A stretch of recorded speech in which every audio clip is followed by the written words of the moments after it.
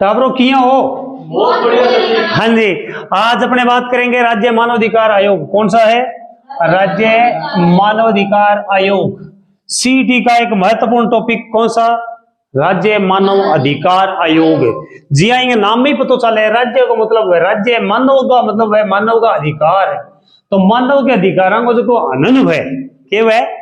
मानव के अधिकारों का हनन हो तो हम कहां पर जा सकते हैं? मानव अधिकार आयोग में। ठीक है। तो भारत के अंदर 1993 में इसकी स्थापना हुई थी। ये गैर संवैधानिक निकाय है। कौन सा है? यह है गैर संवैधानिक निकाय है। इसका मतलब यह है कि संविधान में इसका उल्लेख नहीं है। गैर संवैधानिक निकाय है। एक बात, कौन सा निकाय है? गैर संवैधानिक निकाय है। और राजस्थान में, किसमें? राजस्थान में इसकी स्थापना कब हुई? मार्च 2000। राजस्थान में मार्च 2000 में। कब है? मार्च 2000 ईस्वी में इसकी क्या हुई? स्थापना हुई थी। और भारत में 1993 में। कब हुई थी? 93 में। आपको बता दूं, इसका जो मुख्यालय है, जो मुख्यालय वो कहां पर है? राजस्थान में इसका मुख्यालय कहां है? जयपुर में है। कहां पर है? जयपुर में। वैसे प्रत्येक जिले के अंदर, जो 33 जिले हैं, सभी जिलों में इसका मुख्यालय होता है। सब मुख्यालय होते हैं। कहां पर होते हैं? सभी जिलों में। इसमें जो सभी जिलों में क्या होते हैं भाई? मुख्यालय। अब बात आती है कि राज्य मानवाधिकार आयोग का जो अध्यक्ष होता है, कौन होता है? एक अध्यक्ष होता है। क्या होता है? एक है। और अन्य सदस्य होते हैं। तो इसमें अध्यक्ष कितने होते हैं? एक। और अन्य सदस्य कितने होते हैं? 3। कितने? 3 सदस्य होते हैं। आपको बता दूं, सन 2006 में जो संविधान संशोधन हुआ था, कब हुआ था? उसके अनुसार एक अध्यक्ष और 2 सदस्य होते थे। लेकिन बाद में एक और संशोधन हुआ जिसके द्वारा एक अध्यक्ष और 3 अन्य सदस्य होते हैं। किसके अंदर? इसमें। अब मेन बात होती है भी इसकी नियुक्ति कौन करता है? नियुक्ति कौन करता है? राज्यपाल करता है। नियुक्ति कौन करता है? लेकिन सिद्ध ही नहीं कर पाता है। राज्यपाल क्या बनाता है? एक समिति बनाता है। क्या बनाता है? एक समिति बनाता है। और समिति में जो इसके अध्यक्ष बनाए जाते हैं, समिति के अध्यक्ष मुख्यमंत्री को बनाया जाता है। अध्यक्ष किसको बनाते हैं? समिति का अध्यक्ष मुख्यमंत्री को। और एक इसमें कौन होता है? विपक्ष का नेता। कौन है? विपक्ष का नेता। और कौन होता है? विधानसभा का अध्यक्ष। और कौन होता है? विधानसभा का अध्यक्ष। या एक और कौन होता है? गृह मंत्री। राज्य का गृह मंत्री। ये जो लोग हैं, तो कितने लोग हो गए? 1, 2, 3 और 4।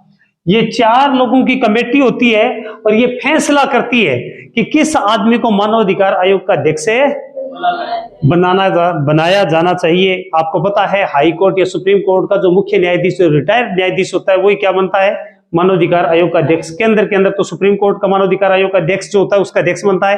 राज्य के अंदर हाई कोर्ट के मुख्य न्यायाधीश के पद से जो रिटायर होता है वो क्या बनता है? इसका अध्यक्ष।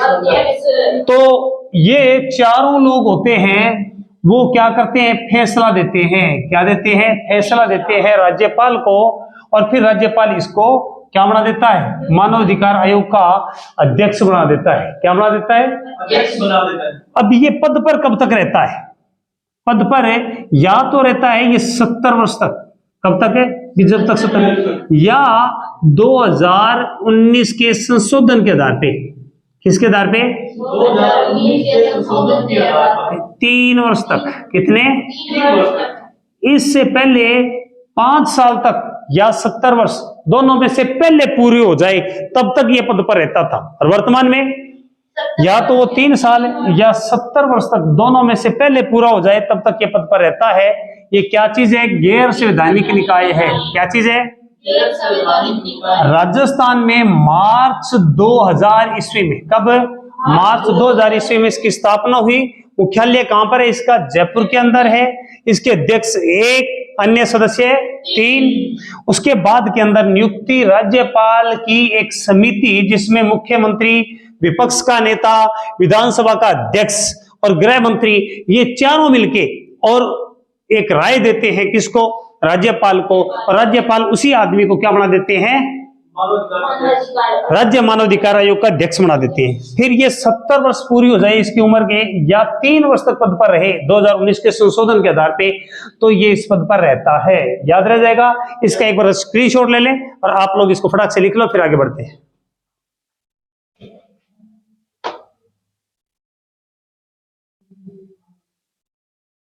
हाँ जी,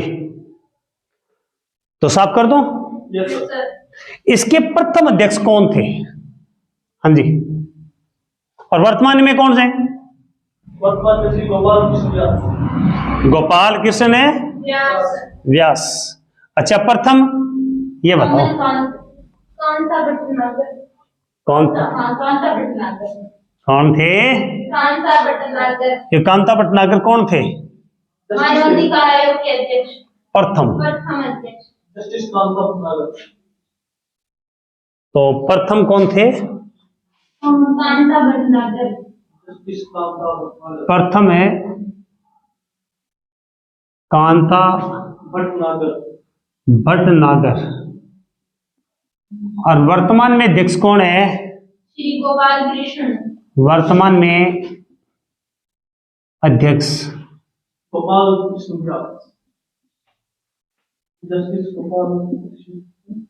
गोपाल कृष्ण, इतना ही याद रख लेना। व्यास कौन है? कैसे याद रखोगे? गोपाल कृष्ण कौन है? छोटो सो मेरो मदन गोपाल, मानव के अधिकारों की रक्षा करेगा। क्या करेगा? मदन गोपाल। यहाँ पर कांता को बना लो क्रांति। जब मानव अधिकार आए तो क्रांति हो गई थी। क्या हो गई थी? और वर्तमान में छोटो सो मेरो मदन गोपाल हमारे मानव के अधिकारों की क्या करेगा? रक्षा करेगा। क्या करेगा? रक्षा करेगा। अब मेन बात है इसके कार्य बतानी है। क्या बतानी है? आपको जानकारी के लिए बता दूं, मानव अधिकार आयोग एक सलाहकार आयोग है। क्या चीज है? ये बात बनवा नहीं सकता। ये क्या चीज है?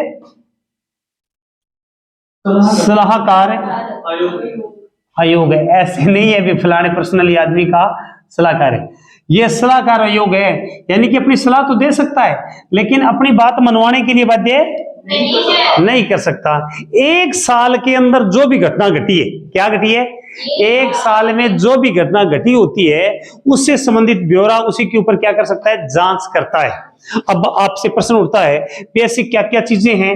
अब मान लो जेल है। क्या चीज है? जेल में जाते तो आदमी है, गलती करते वो जेल में जाएंगे, लेकिन उनके अधिकारों का तो नहीं होना चाहिए ना, क्योंकि उन्होंने गलती कर दी, उसकी वो दंड भुगत रही है, जेल में चले गए। लेकिन वहां पर जाके कहीं भाई तेरे को आज रेल बनाएंगे, आज तेरे को कान काटेंगे, आज ये करेंगे, उसको टॉर्चर तो नहीं करना चाहिए।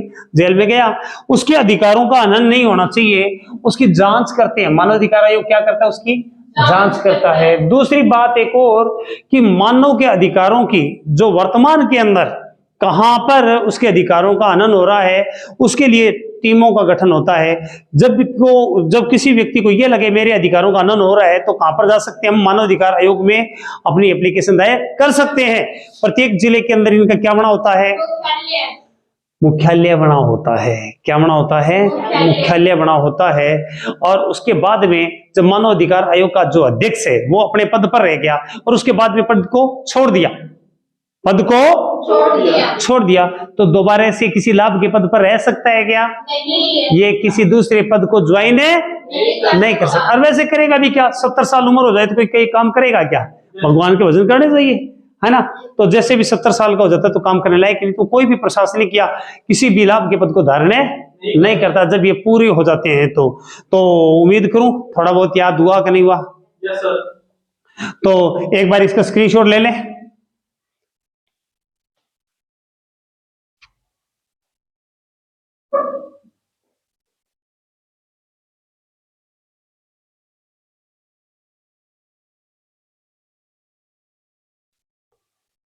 कर दूं साफ, है ना? Yes, sir. तो भाई ये समझ में आ गया पूरा? Yes sir. लो जी। अभी आपको बताया, इसकी नियुक्ति कौन करता है भाई? राज्यपाल। राज्यपाल। और इसको कोई हटाना भी चाहे बीच में तो कौन हटा सकता है? राष्ट्रपति। राष्ट्रपति इसको हटा सकता है। समय से पहले यदि हटाना चाहे तो कैसे राष्ट्रपति इसको हटा सकता है? 3 साल या 3 साल या 75 साल की उम्र में से जो पहले पूरी हो जाए उसके समय तक ये पद पर रहता है। तो ठीक है या नहीं है? Yes sir. हाँ जी। तो नेक्स्ट वीडियो के अंदर अपने बात करेंगे राजस्थान के जो बचे हुए जो आयोग हैं उनके बारे में अपने बात करेंगे। वर्तमान के अंदर जो इसका एक पैनल होता है ना 3+1, 1+3 जो लोग होते हैं उसमें एक महिला भी रिजर्व होनी चाहिए। क्या होनी चाहिए? एक महिला भी क्या होनी चाहिए? रिजर्व होनी चाहिए। रिजर्व महिला की भी सीट है इसके अंदर, वो होनी चाहिए। ठीक है, धन्यवाद।